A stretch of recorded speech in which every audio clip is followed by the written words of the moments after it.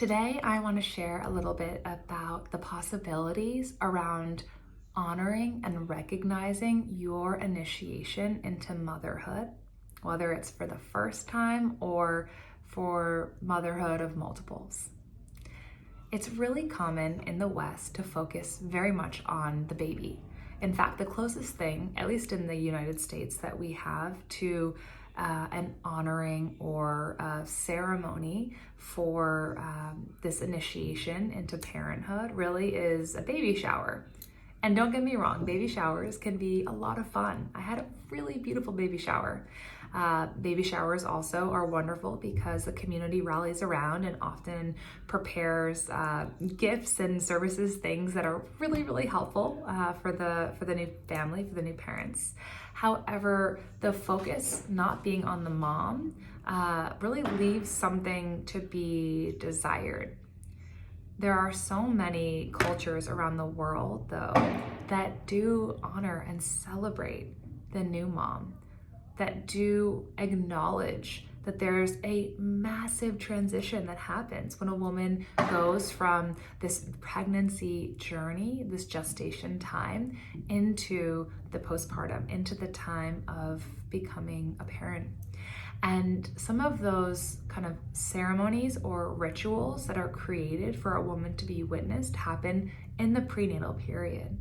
One of the most kind of commonly referred to or famous and really beautiful examples of that come from, it's actually a Native American tradition, and it's called a blessing way ceremony, where a community of women come together and often will incorporate different elements of nature and art and ceremony, whether it's song or dance or the washing of feet or the painting on the skin or the creating of birth beads, a necklace, kind of putting together different offerings that really allow for the expecting mom to be showered in that love and that support and that acknowledgement of who she is becoming, of this transformation that's unfolding.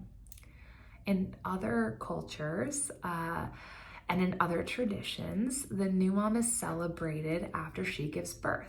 On a certain number of days following the birth, perhaps she has an experience where her skin, she has kind of henna painted on her, or her head is shaved, or she is given a new name honorarily, or there is a meal where women come together and celebrate this new mom. Whether it's prenatally or in the postpartum, thinking about what intuitively feels really good and nourishing for you is the first step. Or talking it out with a sister or cousins or girlfriends. What are ways where you can really be honored and seen for what's happening to you? It's so much more than just an event or a get-together. There really is spiritual and symbolism. The honoring and the marking of this transition time also invites in the space for reflection. And in the fast-paced, crazy culture we live in, we need all the space that we can get for processing and for reflecting upon huge, huge life transformations such as these. For me, in my first pregnancy, I co-created a mother blessing of sorts in my early third trimester with a circle of women from different paths and different parts of my life who I love so much. And a dear mentor and friend, she facilitated this ceremony of sorts.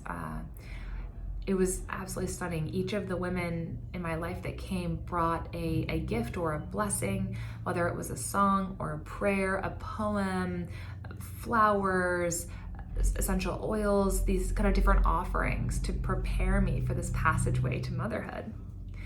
And then after I gave birth, I chose to have a postpartum ceremony of sorts, although because it was COVID, there was no possibility at the time to bring women together in person. So I ended up doing a solo ceremony on the 40th day of my postpartum, where I had a really beautiful meditation in my backyard garden, and I had a little piece of my placenta that had been frozen, and I had a burial ceremony, which is something that is reflecting a tradition that is found all over the world, actually, where the placenta is planted or buried in the space of the land where that child is from, which I just think is just so beautiful.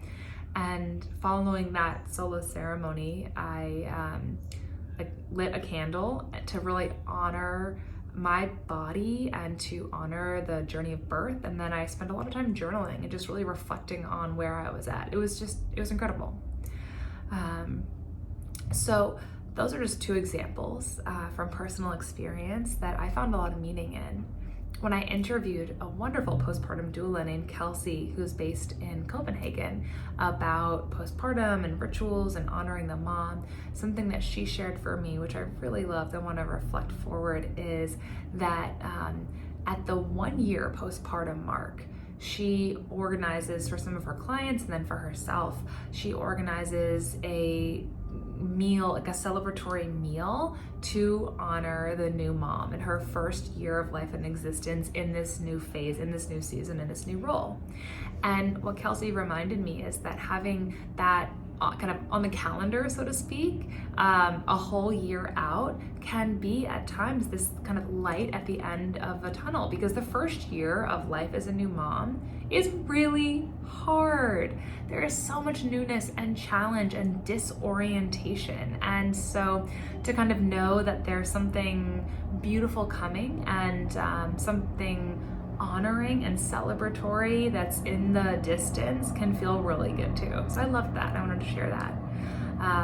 I'd be so curious what experiences you have had supporting your sisters or friends, or you having been supported on your motherhood transition.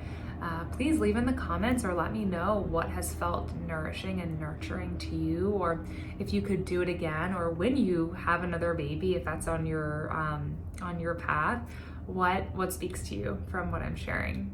Thank you so much for tuning in, and I will see you soon.